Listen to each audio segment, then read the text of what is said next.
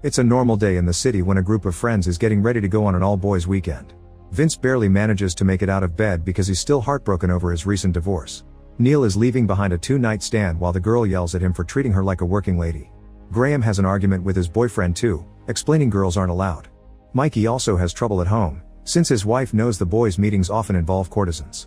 To stop his wife from wanting to divorce him, he's glued the ring to her finger while she slept. Patrick prefers to listen to his stress therapy recordings rather than hear his wife scold him because this weekend they were supposed to have dinner with her parents. Finally there's Matt, who owns a comic shop and gets in arguments with little kids over fictional characters. Today he was so rude to the poor child that the shop's window gets vandalized. The guys meet at a bar where they discuss their plans for the incoming weekend, like playing golf, although Vince continues to be quiet and sad, especially when he finds a picture of his ex-wife in his wallet. Meanwhile Banksy is late because he's realized he forgot his phone in the house, and to make matters worse, he left the keys inside too, locking himself out. His friends try to call him, but since he won't answer, they think he's being lazy. Shortly afterward, the minibus they hired arrives and they discover the driver is a woman. Neil immediately nicknames her Candy, earning her scorn. Tired of waiting, the group decides to leave with Banksy, who is now in the middle of the road because his van broke down and even a traffic enforcer makes fun of his vehicle for it. During the trip, Candy tries to cheer Moodley up by pointing out there are worse things than divorce, like murder, and surprisingly it does make Vince feel better.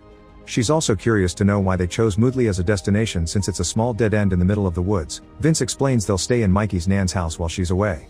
Neil excitedly adds that women outnumber men 4-1 in that village.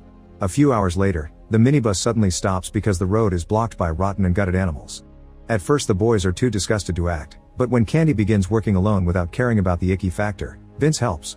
Meanwhile Mikey shares that his Nan is on a cruise while builders fix her house, and the group realizes the old lady doesn't know they're coming.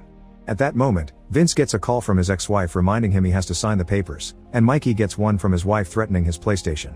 Neil gets tired of all this whining and commands everyone to put their phones away in a bag so they can focus on relaxing. Sometime later, they arrive at Moodley, and while the boys get off the minibus, Candy puts drops on her eyes because they've reddened. It's right before sunset yet somehow the village seems empty. The group begins a round and when they see a football they kick it for the laugh without realizing there's a dash of blood in it.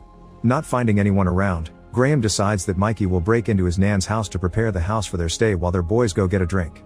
On their way to the pub, Matt splits from the group, getting curious about a shop called Burning Witch, which has all kinds of gross stuff on display. He also notices the only campaign posters belong to the same female politician that is being sponsored by a brand of wash powder, and the others were torn off. Meanwhile Mikey looks under all the gander gnomes in his Nan's garden for a set of spare keys, not noticing the severed hand on the lawnmower. Once he finds the keys, he finally notices a bloody handprint on the fence. Curious, he looks behind the fence and is shocked to see a bride zombie eating an interesting.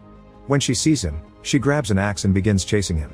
At the pub, Neil relieves himself in the bathroom and watches the woman in the next stall dropping much more blood than her monthlies should release. Then he rejoins the group and notices the stench smell wafting in the air. The group chats without knowing there's a rotting corpse behind the counter. Since nobody will serve them, the group goes back to find Matt and they watch how a hooded beggar appears down the road. They wonder if they should toss her some coins, but suddenly Sergeant Gavin jumps on the beggar and tries to kill her with his knife. The guys rush to help the woman and Vince tackles Gavin to punch him, but Gavin easily flips him over. Neil also joins the fight and hits the soldier on the chest, only for Gavin to throw him off. Then the beggar steals the knife and stabs Neil's hands. Gavin tries to explain what's going on, but Vince knocks him out. At that moment Mikey shows up and smashes the beggar's head with a garden gnome, revealing she's actually a horrifying zombie. Then Mikey explains that the village is a small zombie apocalypse and points to the street, where infected women are approaching them. The group rushes back to the minibus carrying an unconscious Gavin, only to discover Candy is now infected too. Neil immediately closes the minibus doors and the guys decide to run to Nan's house. On the way, they're disgusted to see a gutted soldier pinned on the fence. Neil approaches him to retrieve the gun, but at that moment the soldier wakes up and tells him the gun is empty. He also warns them not to go to the woods and laughs when Vince asks him what's in there. Suddenly the zombie bride appears behind the soldier and splits his head in two. Screaming in fear, the group runs away and makes it to Nana's house, where Mikey has trouble finding the keys in his zillion pockets. His friends grab the paint buckets left by the builders and begin throwing them at the zombies while an infected hairdresser gets close enough to attack Matt. Luckily Vince manages to stop her by stunning her with black paint. Then Mickett finally finds the keys and the group rushes into the house, causing the horde to retreat. Vince is furious because their weekend has been ruined and Neil tries to call for help, but his phone has no signal. Patrick gives Neil a damp towel for his wound, noticing he isn't turning. All the zombies they've seen are women, so instead of the usual biting, Vince thinks something in the air is only affecting female bodies. At that moment Neil looks out the window and is surprised to see a bunch of crows crowing. The sudden scream wakes Gavin up, and he explains all men from the village are dead.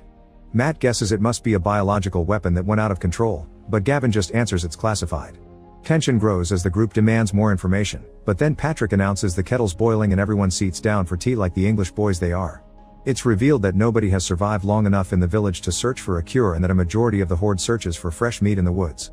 Desperate to escape, the guys agree they need to retrieve the minibus. Since Neil always says women love him, they send him to lure Candy out. Using the smell of his wound, Neil manages to make Candy leave the minibus, and the rest of the group rushes into the vehicle. Unfortunately, as soon as they turn on the engine, 2 zombies pop up from behind the backseats. The guys begin running again and Patrick tries to grab the bag with the phones, but a zombie grabs the other end and they struggle until the strap breaks. Then the other zombie attacks him with her axe, but Patrick dodges it and begins running toward a billboard. The zombie catches up to him and wounds his leg with the axe, but Patrick keeps going and climbs the billboard where they can't reach him. When he checks the bag, he's disappointed to find the golf balls instead of the phones. The rest of the group is surrounded by zombies in the street with no way to escape, but at that moment Patrick starts hitting golf balls like a baseball and hitting the zombies to provide a distraction.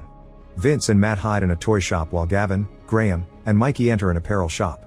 Neil grabs the scattered balls to throw them at the zombies again, then hides inside a house next to the church, but suddenly, someone knocks him out.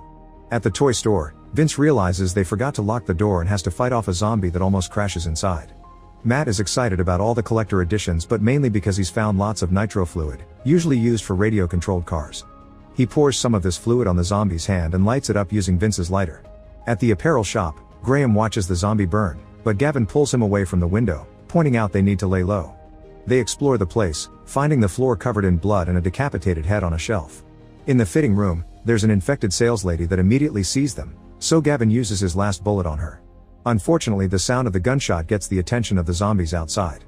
Meanwhile, Matt finds some toy walkie-talkies, so the straps one to a remote control car and sends it out the street, making sure to drive it around the zombies' feet until it makes it to the apparel shop. Mikey successfully receives the walkie-talkie and the 2 groups can finally communicate, making them realize Neil isn't with either of them. It turns out Neil has been captured by a zombie, who has tied him to a chair to have him as her dinner guest. The cake is decorated with human fingers and she doesn't hesitate to eat them in from of him.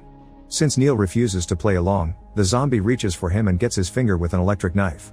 Then she eats it with some cream. At the billboard stand, Patrick stays calm thanks to his meditation recordings while the zombie uses her axe to chop the billboard stand. The groups at the store make a plan together through the walkie-talkies. Mikey places the severed head on the car, then Gavin dances at the window to distract the horde. The door opens and the car comes out, so Vince controls it to lead the horde out of the area. Next, Mikey exits the shop to search for a useful car and finds a military truck, meaning its glass window isn't breakable no matter what he tries. While hitting the car with frustration, he accidentally triggers the car's alarm, which attracts the horde back. Mikey has no choice but to hide in the nearest building, which turns out to be a slaughterhouse. He moves deeper inside while doing his best to ignore all the bloody parts everywhere around the room, only to find a zombie butcher slicing human limbs. The zombie immediately attacks, throwing Mikey through the window. The rest of the group is worried that Mikey hasn't returned, so Matt and Vince decide to go looking for him. First though, Matt builds a flamethrower with the fluid and some toys. He also gives Vince a smaller toy gun because they're stealing jokes from better movies. By the time they come out, they're shocked to find the street empty, but a zombie takes the chance to surprise them from behind. Matt immediately burns her with the flamethrower, making her run away. The toy catches on fire too and Matt throws it on the ground, only to discover they've been leaking fluid all over the place and flame is catching on. Following the fluid trail, the flame reaches the toy store and makes it explode. Back to Mikey. He lands on the street and manages to outrun the horde to make it back to the apparel shop while Vince and Matt run to the church. Among all the body parts, the duo discovers this place used to be a military base, so they use the walkie-talkie to tell their friends to join them there. Then the duo explores the building and finds an old laboratory where obviously horrifying experiments have been conducted. The guys at the apparel store decide to dress up as women, which allows them to leave the shop safely because the zombies only attack men. Meanwhile, the zombie finishes chopping off the billboard stand and makes Patrick fall. As the zombie chases him, Patrick immediately runs to the minibus and finds Candy holding his golf club. He takes it from her, quickly closes the doors, and uses the club to beat up the zombie coming after him. Back to the trio in costume, they're dealing with a zombie that is getting too suspicious and punches them, but they retaliate by snapping her head. At that moment Patrick finds them and together they leave for the church. Meanwhile, Neil taunts the zombie into coming closes and the electric knife cuts the rope, then he takes the knife to attack the zombie and runs away. At the door he notices the horde coming after him, so he climbs to the roof through the window instead. From there he notices the group at the church door, but when he tries to wave, he leans against the roof and it breaks, causing him to fall into a room filled with infected exotic dancers having a meal. The dancers try to eat him at the same time and start fighting each other over who gets him, allowing Neil to escape and rejoin his friends. The group takes shelter inside the church right before the horde reaches them. Matt activates the computers and the screens reveal the whole village is under surveillance. The politician from the posters shows up demanding an update, but as soon as she sees strange faces she hangs up. Suddenly an alarm on Gavin's watch announces Phase 2 has begun. Outside, the infected women evolve and become smarter, faster, and weirder, while Gavin explains Phase I as sickness, disorientation, and psychosis. The zombie with the axe begins chopping at the door and Gavin reveals he's found a gadget that controls the experiment. With it, he can emit high-frequency sonic deterrents that produce a painful sound inclusive for women and is only effective after Phase 2 mutation. However, when he presses the button, nothing happens. Gavin starts panicking thinking they have no hope, and Neil scolds him because this is the fault of the very same experiment he was executing for some dumb politician. At that moment Matt finds a box full of wash powder, and it's revealed that the politician was a delivery girl that distributed free wash powder containing the virus to each household. Out of a sudden, Gavin spits blood and dies, revealing Mikey's infected Nan behind him. Mikey is upset, but he still has to watch how Matt surprises Nan from behind and beats her up with a golf club. Traumatized by what he had to do, Matt goes to the lab for some alone time, and Vince goes after him to comfort him. However, Vince finds Matt being killed by the burned zombie. Vince goes to give the news to the group, causing a furious Mikey to attack the zombie for revenge. Meanwhile, Banksy finally arrives at Moodley 2 yet doesn't notice the zombie inside the minibus. Back to the group, they fight the zombie together and while the others hold her down, Mikey kills her with her own weapon.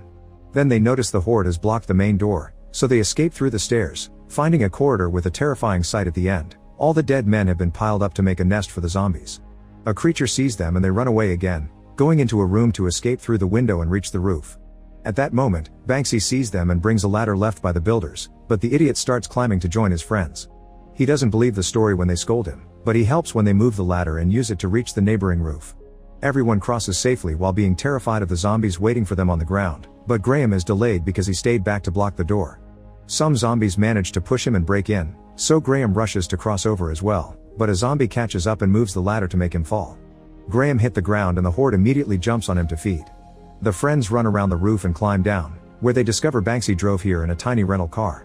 The tension finally breaks and the group begins arguing over who is to blame, but Patrick interrupts them to confess he wants to live longer. His speech is interrupted by another zombie, who immediately kills him. The remaining boys run back to the minibus and when they open the doors, Candy tries to attack, only to hesitate when she sees Vince's face. Vince uses the distraction to punch her and while he and Neil hold her down, another zombie approaches Banksy and kills him with a broken bottle. Vince runs to check on him and Neil finally loses it, knocking out Candy with a punch before yelling at the horde for more.